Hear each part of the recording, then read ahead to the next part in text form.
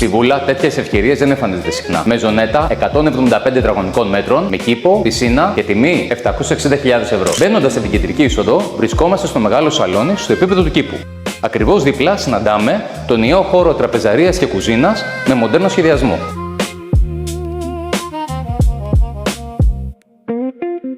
Και θες να μάθεις τι ξεχωρίζει? Πάμε να σου δείξω.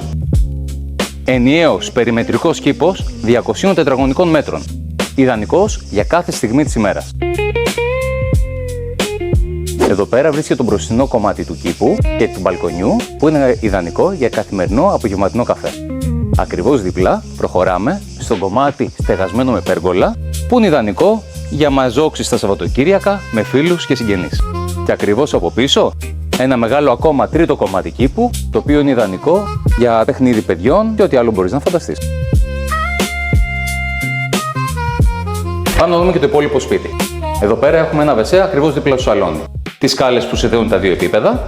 Το πρώτο από τα δύο υπνοδωμάτια, με αρκετές ντουλάπες και πρόσβαση στο πλαϊνό μπαλκόνι. Και το δεύτερο δωμάτιο του επίπεδου, το οποίο έχει πάλι πρόσβαση στο πίσω μέρος του κήπου, αρκετές ντουλάπες και ένα μπάνιο μέσα στο υπνοδωμάτιο, κάτι που το κάνει master. Βρισκόμαστε στο κάτω επίπεδο της μεζονέτας, σε ένα μεγάλο και ευρύχωρο σαλόνι, το λεγόμενο playroom. Εδώ πέρα έχουμε φυσικό φωτισμό με δύο παράθυρα και τζάκι. Τι πιο ωραίο να ράζει εδώ πέρα τα Σαββατοκύριακα με την οικογένεια και τους φίλους σου. Χώρος που έχει ακριβώς δίπλα και ένα τρίτο υπνοδωμάτιο, επίσης ευρύχωρο, με δικό του μπάνιο με ντουζ.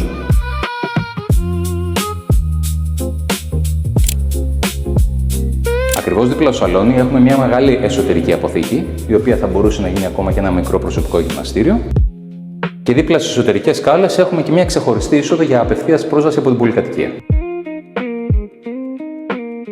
Το διαμέρισμα διαθέτει, όπως είδατε, ξύλινα πατώματα, κουφώματα αλουμινίου, συναγερμό, διπλά τζάμια, πάρκινγκ στο γκαράζ, αυτόνομη θέρμανση πετρελαίου και φυσικά κοινόχρηστη πισίνα.